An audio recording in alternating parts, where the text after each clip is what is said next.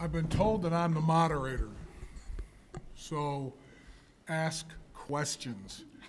You've heard a lot of facts here today. You got a lot of, I don't know, probably 6,700 years of experience sitting at this table.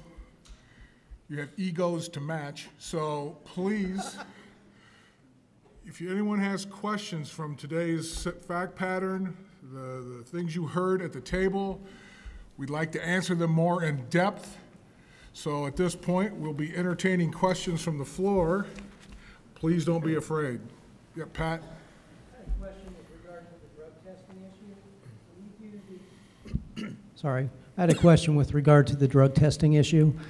Dr. Leeser, when we do a drug test and it comes back as positive, they send it out for confirmation. And when it comes back, I don't see a specific nanogram amount, whether it's THC or opioids.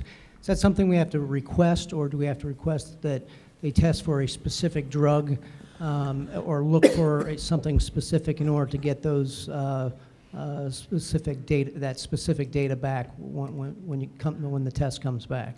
All right, well, I just heard about 10 questions. I'll try to get to all of them. First off, it sounds like you're doing on-site screening at your place of employment, and if the screening test comes positive, you then send the sample to the laboratory for confirmation. So what should happen is that after that laboratory test is confirmed positive using GCMS, they've identified the substance, the drug screen should then go into the hands of a medical review officer who then contacts the donor. His purpose is to determine that whether or not there was a medically plausible explanation for the substance to be in the person's urine. So when he would be the one who would be given the drug test result report from the lab with the quantitative numbers from the GCMS testing. He'll have that in front of him. He'll call the donor. They'll typically do a phone interview, and in the process, he'll ask him, did you have bagels? What did you do if it was an opiate? If it was marijuana, I just got right to the point, my conversation, when did you last use? And they'll either lie and say, I never used, or they'll give me some bogus, or sometimes they actually tell me, well, I used it the day before. But the purpose of that MRO review is not to identify the quantity and report it to you, because sometimes employers, believe it or not, make bad decisions based on good information. Like, well, if as an example, the marijuana number was over 50, that means that they must be using a lot. But if the marijuana level is under 50, we'll give them another chance. We had an employer that used to do that. I pulled out a lot of hair over that one. So you get a report from the MRO, the medical review officer, who has interviewed the donor, either yes or no. This does constitute reasonable medical treatment, or the result does not. So in the case of marijuana, there so far aren't too many medically legitimate explanations for marijuana in this state. None of the, as these guys said, even though the state now has medical marijuana, employers don't have to respect that, right? I'm not the lawyer. I'm surrounded by lawyers, so got to watch what I say. But so that's why what you get is it's either a positive or a negative. But if you wanted to request that, I had been known to knuckle under the pressure of employers and give them the number, just because they absolutely had to have that number. And I would tell them, don't make your fire or hire decision based on the number. Make it based on the MRO report. Was it a positive test result or a negative? Positive meaning, yeah, this represents inappropriate use. Does that help? Did I say too much? Okay. Just to add to that, when you're looking at defending a marijuana claim, they will send you they won't give you the levels, and you have to kind of push for the levels. But so if you have a release, they'll give you the levels, because we need to provide you the levels before you can review it, or who your doctor is. Sometimes you might even have to subpoena a facility, but they won't automatically give it to you unless you really push. And start doing it right away, because sometimes you've got hearings coming up, but you do need the number at the bottom.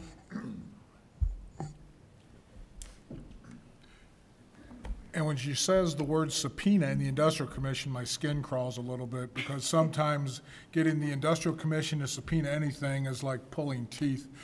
And even if they do issue a subpoena, part of the problem is there's really no teeth to the subpoena. If you're in court, there are ramifications for ignoring a subpoena. The Industrial Commission, and anyone here can correct me if I'm wrong, you can ignore the subpoena, and I'm not sure there's any consequences. Yeah, I just had one yesterday. It took like 3 months to get the levels, so that was a good question. First of all, I'm sure that Carl was innocent. Uh-oh. It's working. My name's Joe. Carl Joe was innocent. I'm sure he probably turned the thing away and his foot went out, so we'll dispense with that. In terms of drug tests, I had another question there. A lot of times we will do an initial instant test for pre-employment. If the employee at that point challenges the result of the test, we offer to allow them to go immediately to a certified testing center, and if the test comes out negative, we'll pay for it. Basically, should that hold up if we've given the employee that option? I assume that's my question. So, I would think it's more legal. Yeah. well, bottom line is, as a provider of care services to employers, I would argue against that approach, but go ahead. Oh, the lawyers are all looking at me. Jim, I'm not real sure that I understood your fact pattern, but as I understand it, you're talking about pre-hire testing that you may or may not charge the person for depending upon the results of the test. If they test positive with pre-hire, but then they test that, no, I'm not, that test has to be wrong, I never told you I had this, at that point, we can offer them the option of going and having the test certified lab to confirm the results of it. And if the result is negative, that would pay for the There are a lot of opinions, I guess, on the wisdom of that, but in terms of the legality of it, as with most employment practices, if you do it on a non-discriminatory basis, you're going to be fine. If it's only the young, white, healthy men who are excused from that, but everybody else has to run through a hoop, you got a problem. And it's a discrimination problem, not a drug testing problem. Your question does open another door, though, that I think, with the emphasis on drugs today, is an increasing phenomenon that we see, and that is that as the usage of various drugs increases and the apparent availability of workers decreases, more and more employers are faced with the question of, must I discharge an employee or an applicant when they test positive? And the answer is no. There is nothing that obliges you to fire someone. When you don't, be careful, because you're getting into practices that may or may not be viewed as discriminatory down the road. But there are other potentials to consider besides firing if it's an employee or not hiring if it's an if it's an applicant, when you get a positive test. And that sort of opens up an interesting thing. I was speaking at an employer last week, and it came up that one of the big problems they're having now is the use of synthetic drugs. And the question is whether the drug tests are broad enough to catch all the synthetic drugs. People are progressing beyond marijuana and cocaine or heroin to drugs that are manufactured that there might not be tested for. Like maybe Dr. Leisure would be good to talk about what do you need to do to make sure your test is expansive enough to catch anything or everything. All right, I'll be glad to address that. I guess for me, the bottom line is that we're in drug testing, you're always behind the curve. The drug users are always ahead of the curve, and so they're coming up with these new designer drugs that that are, amazing drugs, give you all the high you ever wanted, but and it's new, so the medical community and the forensic community doesn't have the ability to detect that on using standard testing techniques. So in some respects, you can't test for every substance that's out there. There are, however, areas where, like in the state of Ohio, like a lot of other states, we have a heroin epidemic. Well, there's no magic to testing for that. If you have a drug test plan that tests for opiates in your drug panel, you're already testing for heroin, because opiates includes morphine, codeine, and heroin. But some of these designer drugs, you know, we have MDMA testing. We can test for ice. We can test for all kinds of different amphetamine types that are out there, methamphetamine. But when they come up with a new one, you just got to wait until you find out what it is, and then the lab will come up with a test for it. Sure, that sounds good to me. I will say, having said what I said just a couple of minutes ago, the idea of giving a known user a second chance sounds laudable, but I think all it does is give a known cheater a chance to cheat yet again. So they go home, they do their research, they figure out that if I bring in someone else's urine in a little bottle in my pocket, and I put one of those little hand warmers on it, and I've got a temperature strip on the other side of the bottle, I can figure out that it's got to be body temperature when I give that sample. So I wait out in my car until the sample is warm enough. Then I go in, and it's not a witnessed collection. It might be a certified laboratory and collection site, but if it's not a requested witnessed specimen, the donor can then take the bottle out of their groin pocket, open it up, put it in the cup, and there you go. It's a warm sample, and no one's the wiser. It's not their sample, it's just a warm sample. So giving a cheater a chance to cheat a second time is never a smart thing. All it does is it gives them a chance to get their foot in the door. The other thing I would say is when a test comes back positive, it's not because somebody made a mistake. Those labs have been doing drug testing for decades. They know how to test for drugs. The chain of custody is intended to confirm that that drug sample was never tampered with the entire time after it was collected, all the way in the UPS truck, all the way to the lab, into the lab storage unit before it gets tested. So that there's no chance to tamper with it, so there's no mistake there. So when they tell you that it's positive, it was positive. If they tell you that they didn't use, they're lying through their teeth. Bottom line. The chain of custody argument that Dr. Leeser just made is absolutely accurate. But I would say this is in the files of Bugbee and Conkle for you all to know that Bob passed his drug test, but was somewhat surprised to learn that he was pregnant.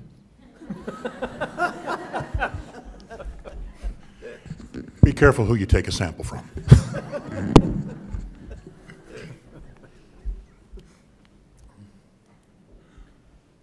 Anybody else have a question?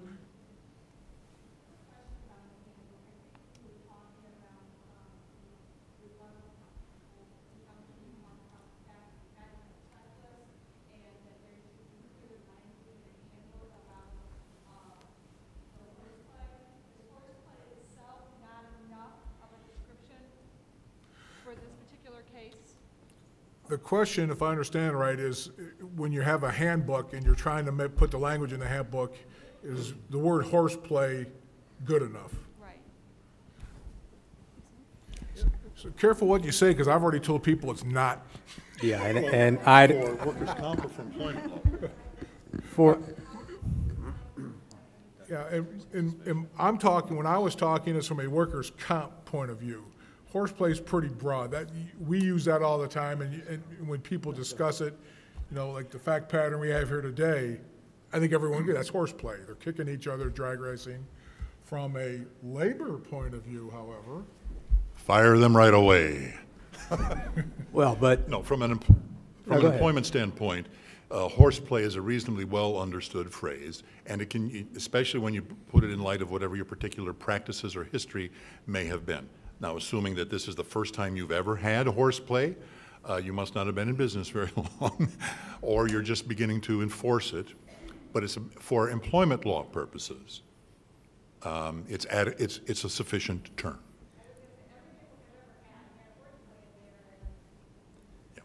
for workers' compensation purposes, though, horseplay is not well-defined.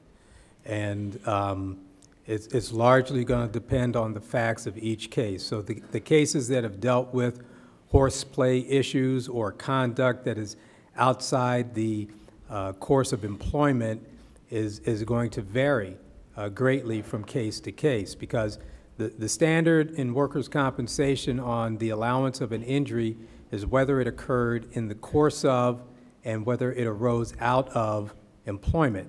So if certain behavior takes you out of the course of employment, then you're not allowed to participate in the fund or in the self-insured program.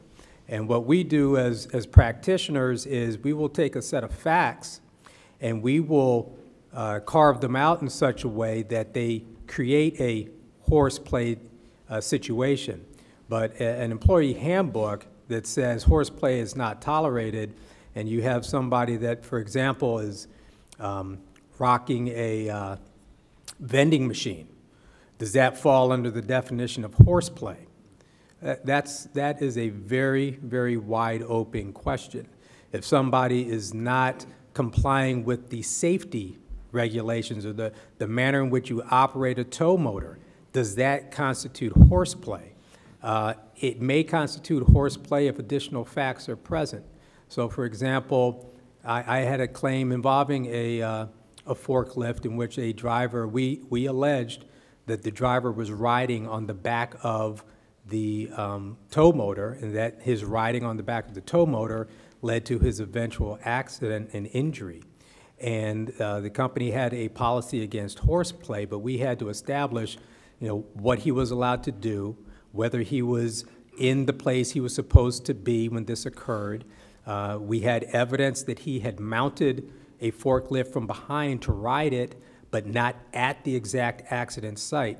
All those facts together, I was able to argue to a jury, along with a report from my good friend Dr. Leeser and an accident reconstructionist, to prove that this guy had in fact goofed off. All those things culminated into a horseplay defense. So for workers' comp, it is a defense. Your handbook is one of the elements to our defense.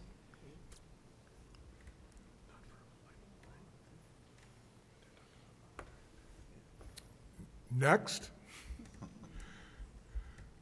One of the questions I was asked in the audience, and I thought it was sort of a good question, was what had happened to if the supervisor in this situation, if you assume for the sake of argument that they knew about the drag racing, and some of them were even involved at some point in time, is there any legal action that could be taken by either of the claimants against the supervisor?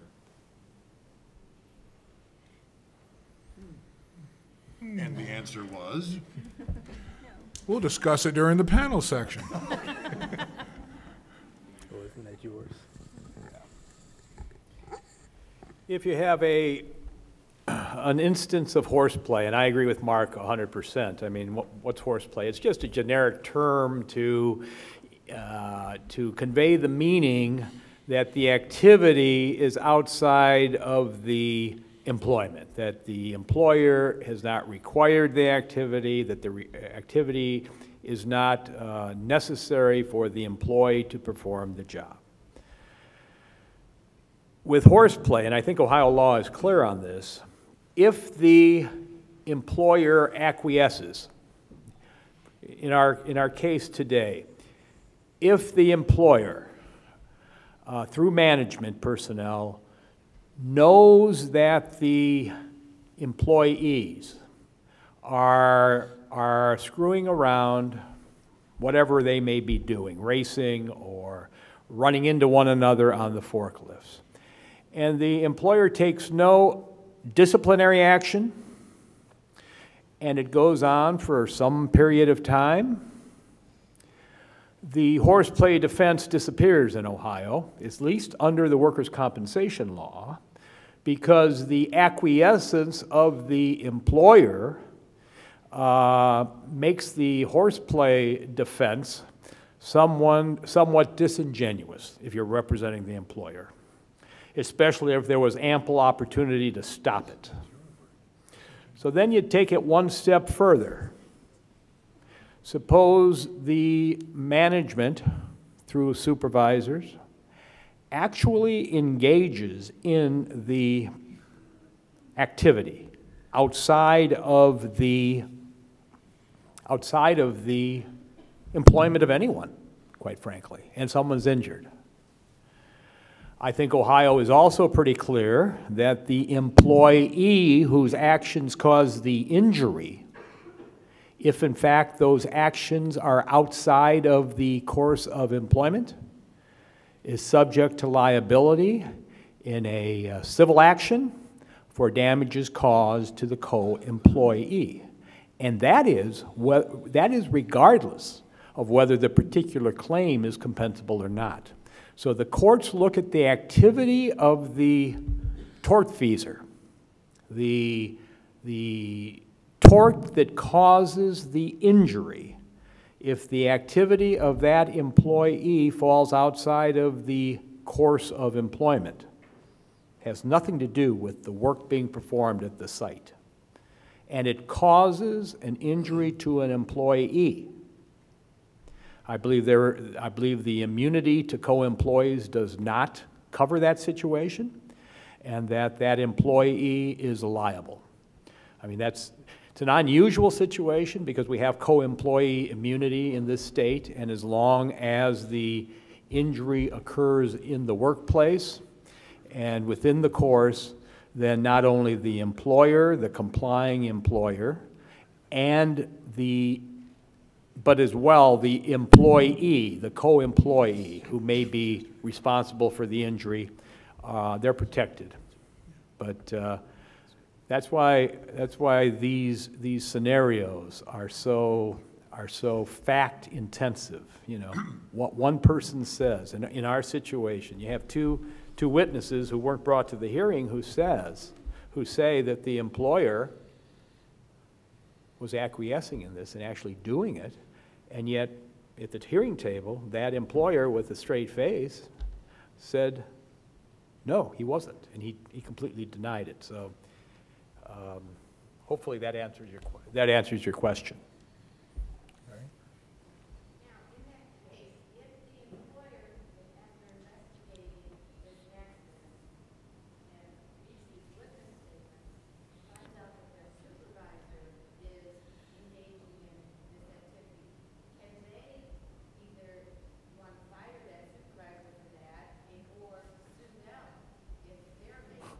Excellent question. In other words, does the employer, if the claim is allowed, does the employer have a right of subrogation against the tortfeasor for causing the injury?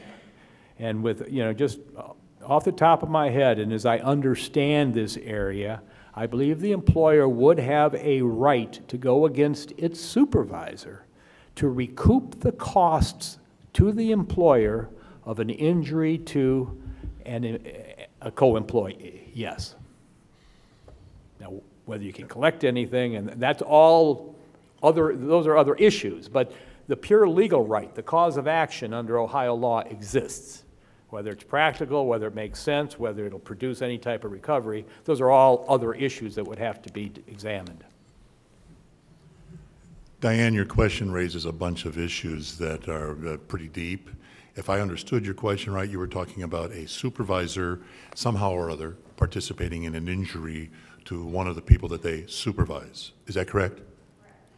Correct. I'll defer to someone up here who would correct me, but I believe that when you talk about co-employee immunity, you have to be more than employees of the same employer. When you are a supervisor, you are not a co-employee of those whom you supervise. And the workers' comp immunity, therefore, does not apply to you, the supervisor, the wrongdoer.